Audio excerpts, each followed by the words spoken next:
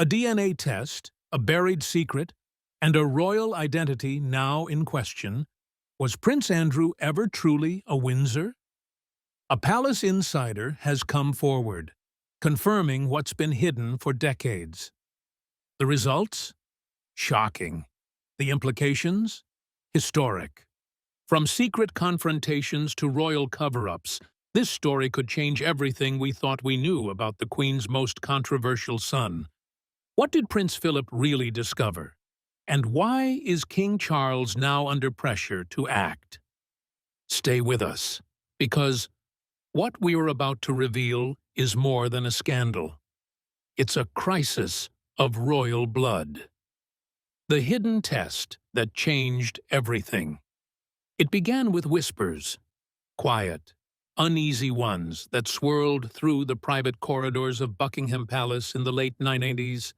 They weren't tabloid rumors or press leaks.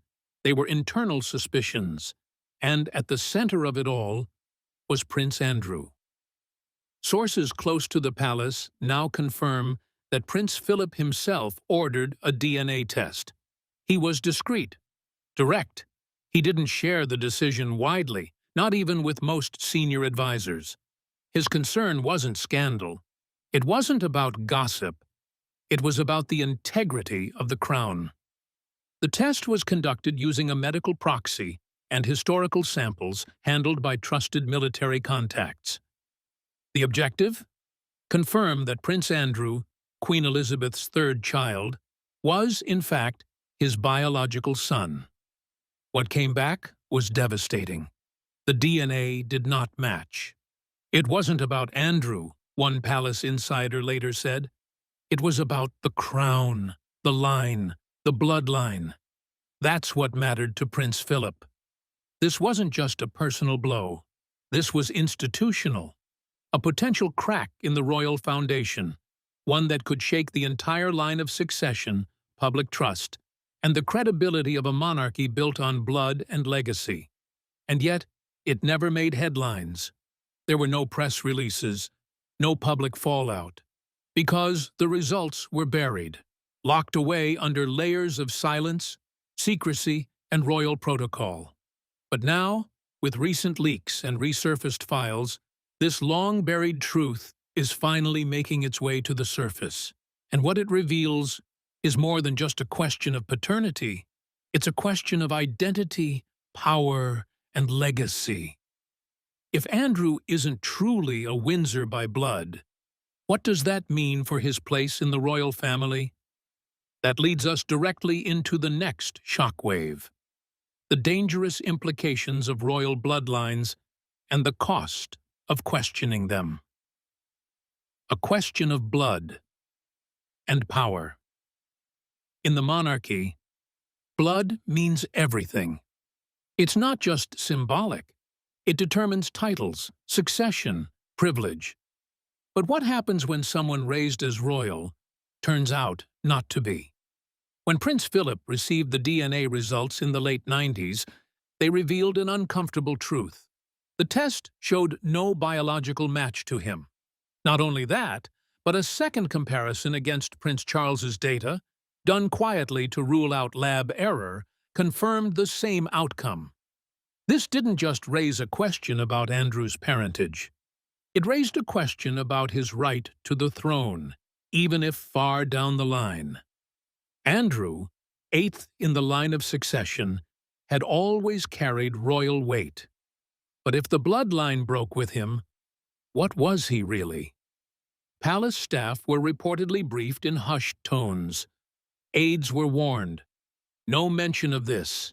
Not now. Not ever. The royal family closed ranks.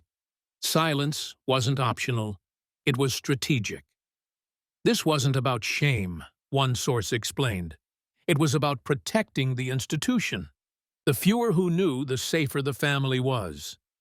Because if the truth got out, it wouldn't just impact Andrew. It would question decades of royal tradition, ceremonies, public events, even constitutional structures that hinged on undisputed lineage. And in the background, there was another fear.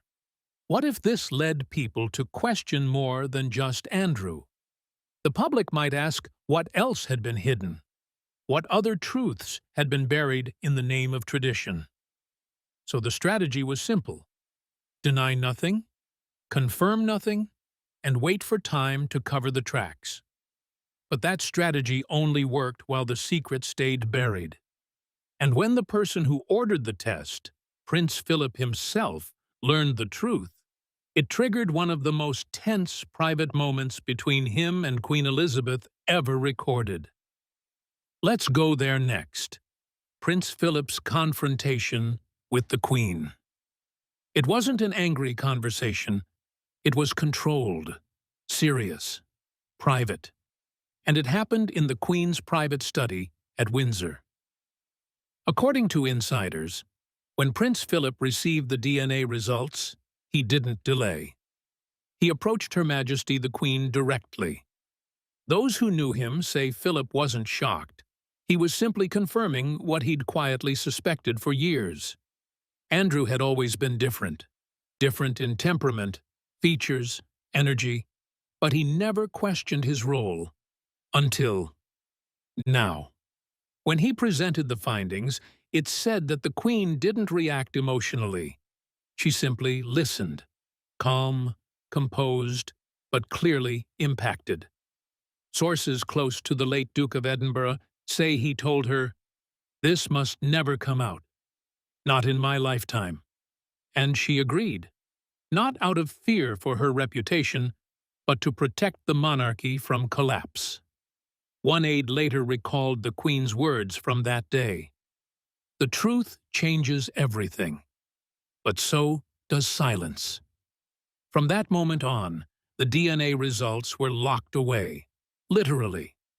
The documents were sealed in a palace archive room and labeled under a neutral term: non-succession inquiry. The decision was final. No further discussion. No second tests. No trail for future historians. Prince Philip reportedly never spoke of it again, at least not publicly, but those around him say it changed the way he treated Andrew, not cruelly, but distantly. For Queen Elizabeth, it was perhaps the hardest secret she ever kept, because, as sovereign, she had a duty to protect the crown.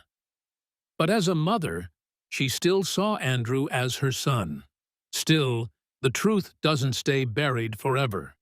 And while the Queen and Philip held the line during their lifetimes, their absence created a void, a space where secrets are now harder to contain. And that's exactly how the man behind the rumors finally came back into focus. The man behind the rumors.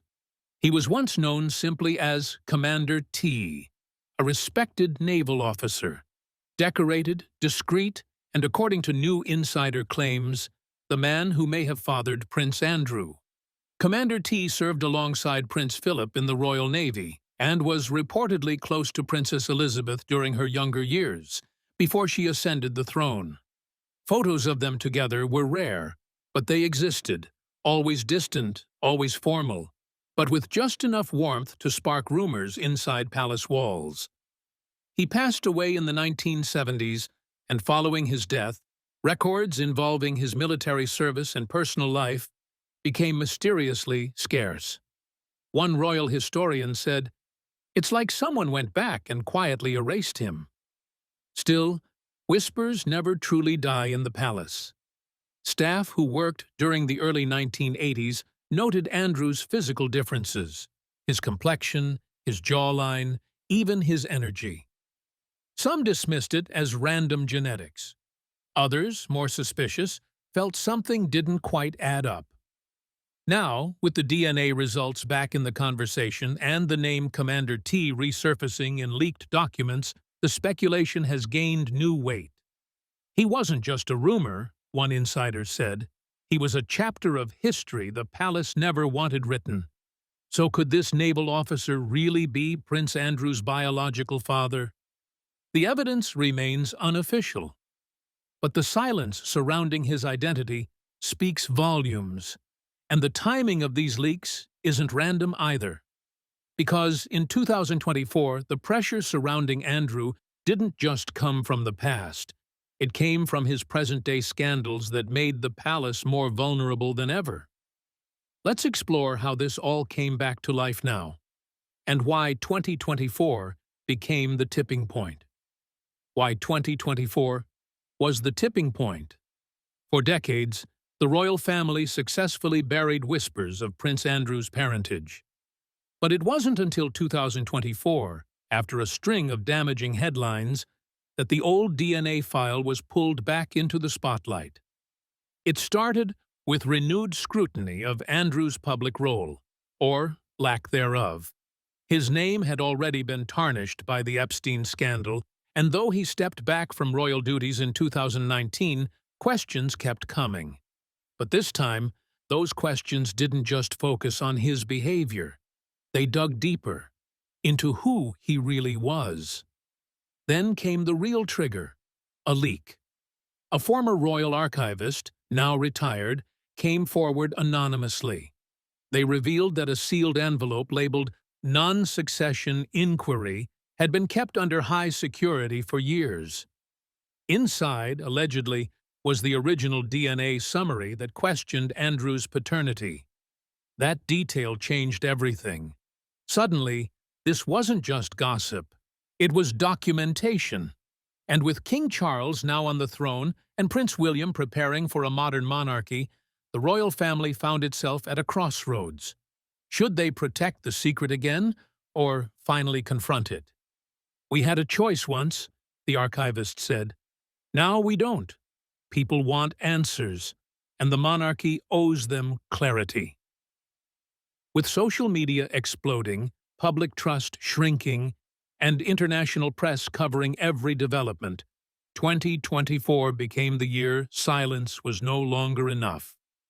And next, we'll reveal how one royal employee risked it all to bring those buried papers into the light. The role of the Royal Archives. It wasn't a journalist. It wasn't a political figure. It was someone inside the system, a person who had worked behind the scenes for over 2 decades, a quiet face in the background, a palace archivist. According to reports, this former employee risked everything when they revealed the existence of a sealed envelope in the royal archives. The label on the envelope? Non-Succession Inquiry. Inside, it's believed, were the DNA results ordered by Prince Philip all those years ago. The archivist came forward anonymously, speaking only through a legal intermediary. In their statement, they said, "I didn't do this to hurt Andrew. I did it because the truth matters, and it's been buried long enough." They claim the documents were not destroyed, as some insiders believed, but rather stored in a restricted section, accessible only by the sovereign and a select group of senior aides. The fact that this envelope was found at all is surprising. The palace is notorious for its iron-tight control over sensitive materials. But when Queen Elizabeth passed and King Charles restructured several royal departments, access protocols quietly shifted. That's when the archivist saw their window. They didn't leak the papers directly to the press, but they did alert investigative journalists to where to look. Once reporters started connecting the dots, it didn't take long for the story to gain traction. And while the palace has yet to confirm or deny the document's existence, the silence is telling. So far, there have been no lawsuits, no direct rebuttals, just quiet panic. One former advisor was quoted saying, "If that envelope exists, and if the contents are real, this goes beyond family. This is about constitutional legitimacy. And that's exactly why this isn't going away." But as the press circles, the one voice still missing is Andrew's. What does he know, and how has he responded? Let's look at that next. Denial or resignation? Ever since the story broke, the public has been waiting for Prince Andrew's response. Would he deny it? Would he defend himself? Would he vanish again like he did in 2019? So far, he's said nothing publicly, not a statement, not a single interview. But insiders say the silence is masking something far more emotional. One source close to the Duke of York said, "He was shaken, not just because of what's being said, but because it's coming back after all these years." Another claimed that Andrew had known about the DNA test all along, and that it had haunted him for decades. Some now believe that the real reason he stepped down from royal life wasn't just the Epstein scandal. It was this: the looming threat of being unmasked from within. Behind the scenes, Andrew has allegedly called the test results fabricated and politically motivated, blaming palace politics and internal rivalries. But those around him aren't buying it. One former royal aide said, "You can deny the press, you can deny the public, but you can't deny DNA." What's even more telling is Andrew's relationship with his brother, King Charles. According to insiders, the two haven't spoken directly in weeks. Their last communication was reportedly through aides, and it was described as frosty at best. Some believe Andrew still sees himself as a royal by birthright, regardless of the test. Others say he's slowly accepting the reality that his place in the family is more emotional than official now. But whether he speaks or not, pressure is mounting. Because Charles isn't just a brother. He's now the monarch. And the king has a very different view of what this scandal means for the royal image. Let's go inside that next, with Charles's quiet but growing fury. Charles's quiet fury. King Charles has always believed in order, image, and legacy. He waited his entire life for the throne, and now, with his reign just beginning, a buried scandal involving his younger brother has resurfaced, threatening to destabilize everything he's worked for. Sources close to the palace describe Charles as visibly distressed upon hearing that the DNA file had re-emerged. He wasn't just worried about Andrew, he was worried about the public fallout and what it would do to the crown's credibility. According to one senior courtier, Charles reportedly told aides, "This cannot become public record. Not now. Not like this." But even as he seeks damage control, questions are being asked behind closed doors. One of the biggest? Why is Andrew still using royal funds? Why does he still hold ceremonial titles, despite stepping back? The pressure is real, and Charles, though slow to act, is reportedly considering stripping Andrew of what few remaining royal roles he has left, including his honorary military titles and public-facing affiliations. Some insiders claim Charles feels personally betrayed, not just by the leak, but by the fact that this secret may have been hidden from him by their late parents. One source said, "He didn't just lose a brother in this. He lost trust in the institution he now leads." But Charles also knows the limits. He can't banish Andrew completely, not without sparking even more headlines. Instead, he's leaning toward a quieter solution: institutional exile. Fewer appearances, less funding, more silence. Because in Charles's world, silence isn't weakness, it's strategy. Still, even a king can't stop a story this big from spreading.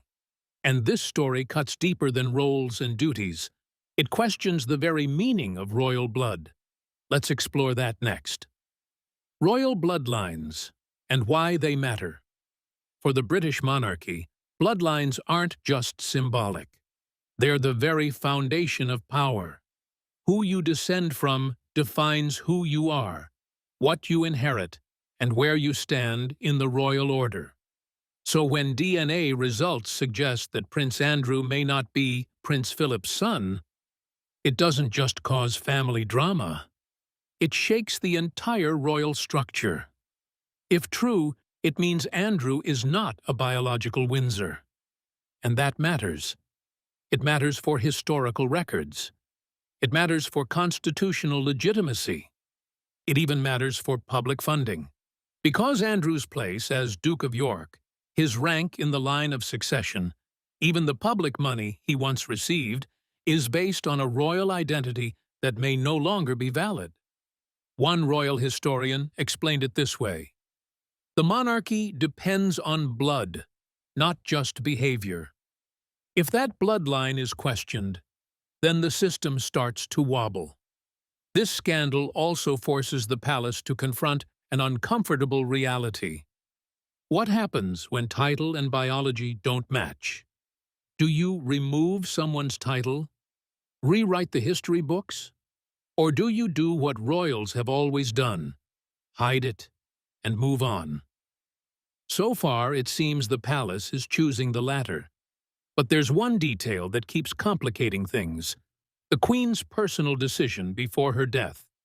A choice that may have preserved Andrew's title, even as the truth threatened to erase it. And that's what we'll cover next: the Queen's final decision and why she made it. The Queen's final decision and why she made it.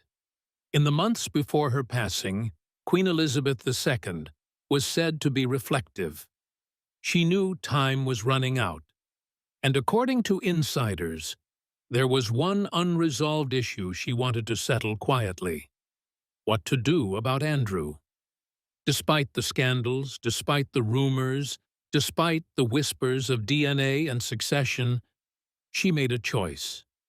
She allowed Andrew to remain Duke of York, but it came with strict conditions: no return to full royal duties, limited public appearances, and a permanent financial cutoff. She reportedly told aides, "He is still my son. That does not change." It was a decision made from the heart, but also a strategic one. Removing his title would have created a media frenzy. Leaving it in place, quietly, allowed the monarchy to preserve control of the story. Still, some within the palace disagreed. One courtier said, "It felt like a cover-up, and it put her love as a mother above her duty as queen." Now, with the DNA story breaking wide open, that decision is being heavily criticized. Newspapers are calling it a royal loophole. Activists want Andrew's titles revoked, and some MPs are even discussing whether a formal review of peerages is necessary. But the Queen's choice still stands. She passed with that decision in place, and left it to King Charles to decide whether to uphold it. So now, the pressure is on. Because this isn't just about one man's identity. It's about the Crown's ability to face truth and survive it. Public outrage versus public indifference. Once the story went public, the internet lit up and the country split. Some were furious, others barely surprised. But one thing was clear: everyone had an opinion. Within hours of the leak, hashtags like #AndrewDNA, #NotAWindsor, and Royal Lies started trending worldwide. News anchors couldn't stop talking about it. Podcasts dedicated full episodes, and social media exploded with every theory under the sun, from quiet affairs to royal cover-ups, and even suggestions of rewriting the line of succession. Public trust in Prince Andrew, already fragile, plummeted. One national poll showed that 72% of respondents believe the palace hid the truth. Another found that 58% think Andrew should lose all royal privileges, effective immediately. But when it came to the monarchy itself, the reaction was more complicated. Yes, some called the entire system a broken illusion, but others expressed sympathy for the Queen, especially now that she's gone. She did what she thought was right for her son, for the crown. She made a choice between chaos and control, wrote one royal columnist. Interestingly, younger people online seemed more focused on the emotional toll than the scandal. Many asked how this might affect Andrew's daughters, Princess Beatrice and Princess Eugenie. Imagine finding out your dad might not be who he's always said he is, read one viral tweet. That's trauma, royal or not. The palace has yet to release a formal response. But insiders say the current plan is to say as little as possible, for as long as possible. Let the storm pass. Let the press cycle. Move on. Wait it out. But in today's world of constant news, memes, and viral outrage, that strategy might not work forever. People want answers. Some want justice. And many simply want truth. Because this isn't just about one prince. This is about what it means to believe in a royal family at all. And now, with pressure growing from every angle, the next question is the one that could change royal history. Could Prince Andrew actually lose his titles? Could Andrew lose his titles? It sounds unthinkable. A man born into royalty, raised with titles, photographed with monarchs and heads of state, now possibly stripped of everything. But according to multiple legal experts, it's not just possible. It may already be on the table. Currently, Prince Andrew still holds the title Duke of York, granted to him by the Queen in 1986. He also technically retains his status as a Prince of the United Kingdom, by birthright. But if it turns out he's not a biological son of Prince Philip, does that still apply? Legally, it's murky. British law doesn't explicitly require a DNA match to inherit titles. Most of the process relies on monarchical discretion. That means King Charles could remove those titles at any time, especially now that the public is demanding answers. Already, Andrew has lost his honorary military roles and been banned from representing the crown at official events. But those were soft removals, not official revocations. Now, with the DNA leak going viral and pressure from politicians growing, there are whispers of a constitutional conversation quietly happening behind closed doors. Some insiders say Charles is reluctant to take formal action. Not because he supports Andrew, but because he fears it might set a precedent. If one royal's bloodline can be questioned, what's to stop others from facing the same scrutiny? But even without legal change, Andrew's future looks bleak. Multiple charities have cut ties. Public support is gone. And most importantly, the palace no longer speaks on his behalf. "The monarchy is an image game," said one royal watcher. And right now, Andrew is the image of everything the monarchy wants to leave behind. If Charles does decide to formally revoke Andrew's titles, it would be a historic move, one not seen since the days of King Edward VIII. But even if the law says it's possible, the question remains, will the crown actually do it? Or will they once again protect the family, at the cost of public trust? The answer to that may depend on what the monarchy wants to be: a family ruled by loyalty, or a system held accountable by truth. And that brings us to the final chapter in this unfolding story: what this DNA bombshell means for the future of the crown itself. What comes next for the crown? With the DNA scandal now dominating global headlines, the royal family finds itself facing more than a PR disaster. It's facing a choice between tradition and transparency, between silence and survival. Inside the palace, senior advisors are scrambling. Some are pushing for damage control, others for a full internal review. One insider described the atmosphere as tense and uncertain, adding, "No one knows what Charles will do, not yet." King Charles is in a difficult position. He has to protect the monarchy, but also protect its future. And with Prince William watching closely, the pressure to set a modern tone has never been greater. "This is a test," one political analyst said. not just of Charles's leadership, but of the monarchy's relevance in a world that no longer accepts fairy tales at face value. So what are the possible outcomes? One option is that Andrew is fully removed from public life. No titles, no funding, no public appearances, just a quiet fade into private obscurity. Another is that Charles addresses the issue subtly, through behind-the-scenes restructuring, while never confirming the DNA story directly. The most dramatic path? A formal royal statement acknowledging the controversy, affirming Andrew's removal from royal status, and emphasizing the Crown's commitment to truth. But so far, no such statement has come.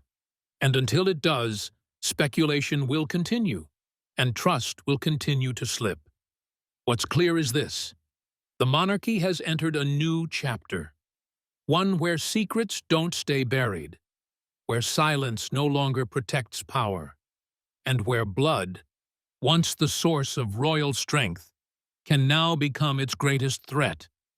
This DNA bombshell hasn't just changed the way people see Prince Andrew. It's changed the way people see the monarchy. And no matter what the palace decides next, one truth is undeniable: the crown will never be the same again. If this DNA bombshell is true, the royal family may never be the same. What do you think? Should Andrew lose his titles? Let us know in the comments. Don't forget to like, subscribe, and hit the bell so you don't miss what happens next. Thanks for watching. We truly appreciate it.